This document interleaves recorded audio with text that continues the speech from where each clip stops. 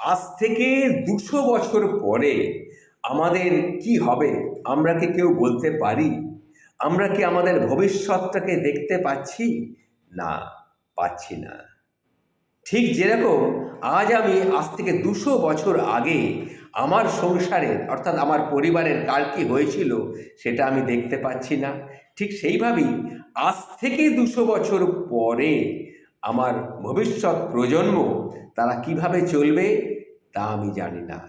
তবুও কিছুটা আপনাদের সামনে তুলে ধরার চেষ্টা করছি কি হতে পারে।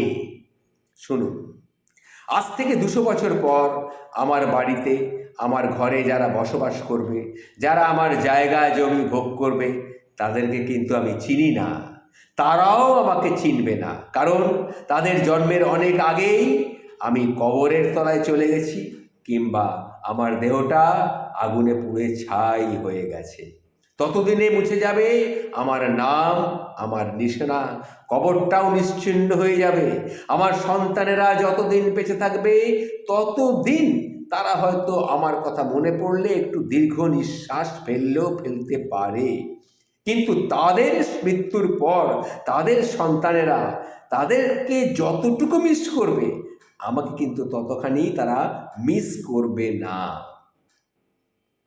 হয়তো বাবার কবরের কাছে তারা মাঝে মাঝে একটু ঘোরাঘুরি গিয়ে করলেও করতে পারে, কিন্তু তার দাদানের কবরের কাছে তারা চিনতেও পারবে না কোনটা তাদের দাদানের কবর।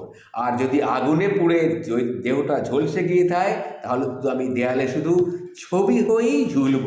সেই ছবিটা হয়তো কেউ একটু কাপড় দিয়ে পুঁজবেও না, ধুলো পড়ে পড়ে একদম শেষ হয়ে যাবে।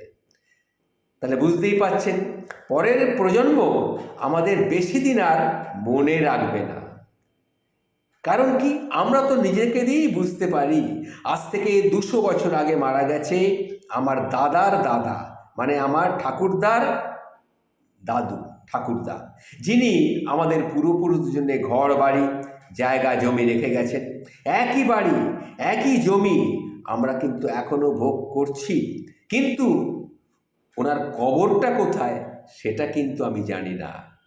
হয়তো আমার দাদার পিতা মানে ঠাকুরদার বাবা তিনি হয়তো জানতেন, কিন্তু দাদার পিতা তো আর বেঁচে নেই, দাদাও আজ বেঁচে নেই। সুতরাং এসব ভেবে ঠিক এইরকমই হবে আমাদের জীবনটাও। তবে সাত পাঁচ করে যে সম্পদের পাহাড় গড়ছেন সেটার ব্যাপারেই আমি কিছু বলছি। এই যে আপনি সম্পদের পাহাড় তৈরি করছেন, সেটা নিয়ে কি আপনি কবরে যাবেন নাকি শ্মশানে যাবেন? আর যাদের জন্যে রেখে যাচ্ছেন তারাও কি আপনাকে মনে রাখবে? এটা আপনি নিশ্চিত যে তারা আপনাকে মনে রাখবে? তাই বলছি, অন্যের সম্পত্তি জবরদখল করে ভাবছেন আপনি জিতে গেছেন। অন্যের সম্পত্তি আপনি জবরদখল করে নিলেন, ভাবলেন আপনি জিতে গেছেন। আপনি সুদ নিচ্ছেন, আপনি ঘুষ খাচ্ছেন, কিছু উল্টোপাল্টা বাণিজ্য করে কমিশন নিচ্ছেন, এইসব করে সম্পদের পাহাড়টাকে বড় করছেন। ভাবছেন ভবিষ্যতে আপনার অনেক কিছু হবে, আপনি জিতে গেছেন।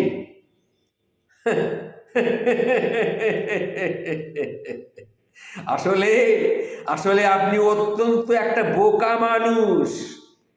এই শব্দটা ব্যবহার করার জন্যে আমি ক্ষমা চেয়ে নিচ্ছি, সরি, আমাকে ক্ষমা করবেন। কিন্তু পারলাম না, এই শব্দটা ব্যবহার না করে আমি থাকতে পারলাম না। আপনি একটা বোকা মানুষ। কেন বলছি জানেন? আপনার সময় খুব কম, তাই এই সুদ নিয়ে টাকা তৈরি করা, ঘুষ নিয়ে টাকা তৈরি করা, দুর্নীতি ক্ষমতার অপব্যবহার করে সম্পদ তৈরি করা, সম্পত্তি নিয়ে অন্যের সঙ্গে বিবাদ করা, এগুলো করে কোনো লাভ নেই ভাই। এগুলো করে কোনো লাভ নেই ভাইজান। বলছি, সময় থাকাকালীন ভালো হয়ে কবরের খোরাকটাকে সংগ্রহ করুন, ভালো হয়ে শ্মশানের খোরাকটাকে সংগ্রহ করুন। সেটাই কিন্তু এই বুদ্ধিমানের কাজ। আসুন নিজেকে সৎ মানুষ হিসেবে তৈরি করে পরকালের জন্যে নিজেকে আমরা প্রস্তুত করি। এই আমলটাই আমাদের প্রকৃত সম্পদ। আর কিন্তু আমরা সময় পাবো না, যা কিছু করার আমাদের এই এই আমলে, এই বর্তমানে আমাদের করে যেতে হবে। নমস্কার। যদি ভালো লেগে থাকে কথাগুলি, অত্যন্ত গূঢ় সত্যি কথা, যদি ভালো লেগে থাকে সবার কাছে শেয়ার করে দেবেন। নমস্কার।